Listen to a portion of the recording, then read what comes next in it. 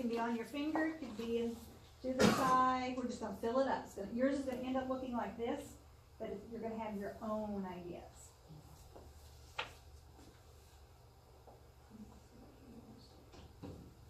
You can also, under experience, write things that you have heard. Maybe something you've heard your mother say or your grandmother say.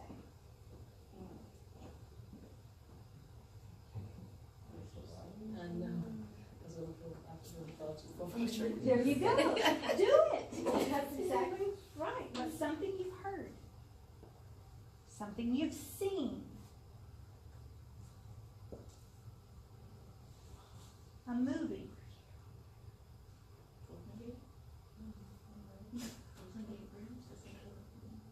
Songs. Books.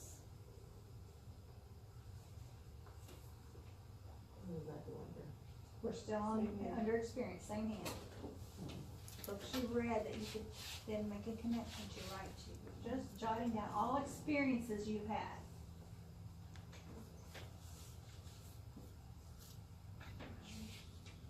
Sports.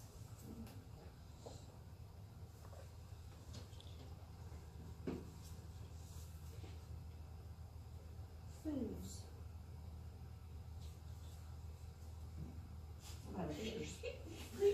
Yeah. So I'm gonna go back to this. Remember, it's gonna be messy. Look up here. We're on the experience hand. It can be on the fingers, on the hand, on the wrist, on the side. We're just jotting down all these things that are coming to mind. You said songs? Yeah, songs that you've heard. Maybe it'll prompt you during a car ride that you, a long car ride that you took, and the song that you played over and over. It could be songs. Memories. And the last one, something you've done that. Something you've done.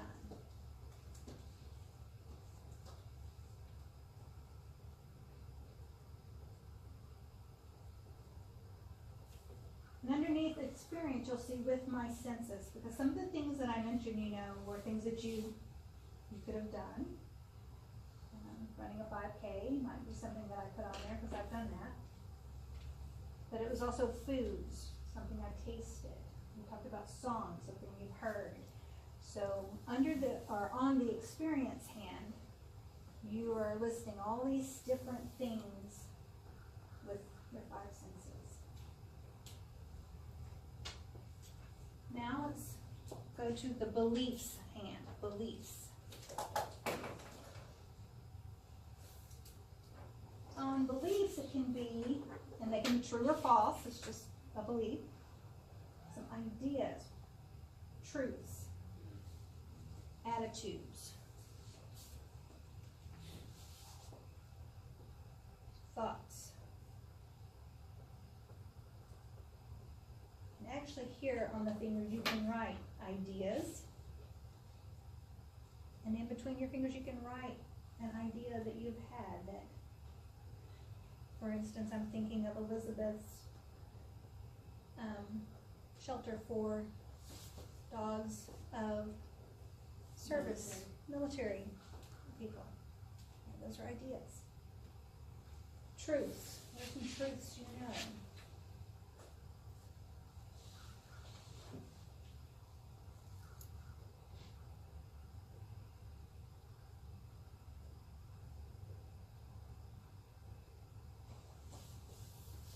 Be opinions, sayings like hard work pays off, or what we heard earlier this morning, practice makes perfect. Or some sayings you know.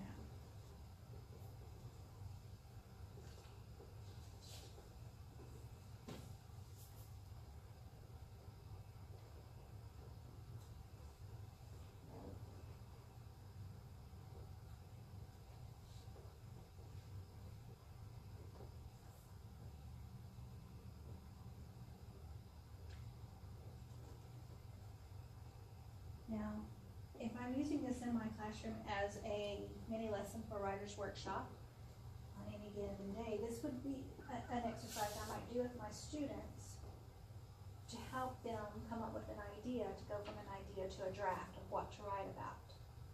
And this comes from Gretchen Barnaby's book called Crunch Time. And these are lessons to help students blow the roof off the writing test and become better writers in the process. This is one of the activities that she suggests to get kids to brainstorm some ideas. And she says the best writing will actually have something from each hand. There'll be an experience that you can then tie into a belief that incorporates both. Is the most powerful. She also follows up with these questions to get students thinking, what do you know? And then tell me how you know it. What's one thing you believe, and what makes you believe it? What's one thing that you think is wrong, and what makes you think it's wrong? Maybe it's bullying. What makes you think bullying is wrong?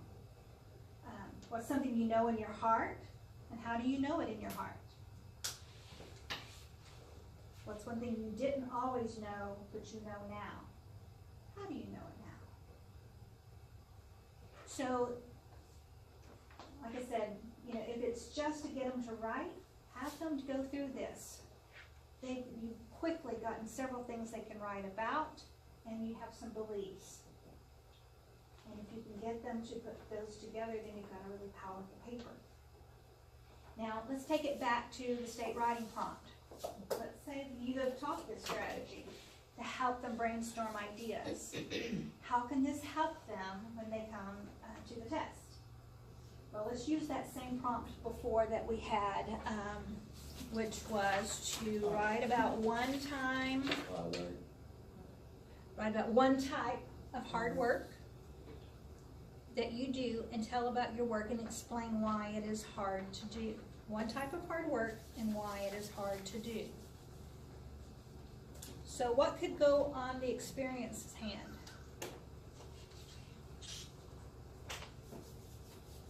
What would you put? Yeah, that was hard. So let's think about it. Even in the prompt it said think about home, school, and outside, right? Mm-hmm. So what might be something hard from school that you could put on your experience hand? Learning how to read. How to write. Math. Actually, that's on mine. Yeah. Division. I even thought about PE. Burpees are hard. Burpees are hard. Burpees are killer. And if we took it literally to outside, what would be something that you might be able to put on as a teacher, your experience that's hard? Doing something outside. For me, it was mowing grass. Learning how to get that mower and knock the mower deck off. My husband was like, you will not do that. I love that. Let me mow. But gauging how much distance between the tree and the mower deck. Mowing is the easiest, but weed eating. Yeah. So for me, those are some things. But getting your kids to do the same thing. What are some things that you find hard at home, school, outside, whether it be literally outside or outside of home and school? All right, then beliefs. What are some things that we might put on the beliefs with that same prompt? Well, we know what one little girl wrote. She put practice makes perfect. She tied that into her paper. So hard work pays off. I put patience is a virtue. Patience is a virtue. Practice builds endurance. For me, if I had to do burpees, I put quality over quantity. Okay. My daughter's dance school had a poster up and said, practice doesn't make perfect. Perfect practice makes perfect. Wow. And so her dance instructors would always tell her, you can practice that move the wrong way and never get it right. You That's have to correct. practice it the right way, which is what her basketball coach told her. Now you can practice your free throw, but not going through the right mechanics, you're never gonna get it. Very good. The Titans. Wow, it was hard work. That movie. It's really good version of the picture, sorry. Squirrel. Thank you. Okay, So worrisome now. It's really good. So this is a strategy that you can use, like I said, just to help students get an idea to a draft, but it's also one that on the planning pages in the test booklet they can use to help them go back and read that prompt, read, think, write, and help and generate some ideas and then decide what they're going to write about. I'm gonna give you the example that she provides in the book, and there's a blank form, but I also think it's great to have kids trace their own hands, gives you a little more space in this, but I'm gonna give you both from her book. It will. No. You're welcome. On the third test on 4 pages.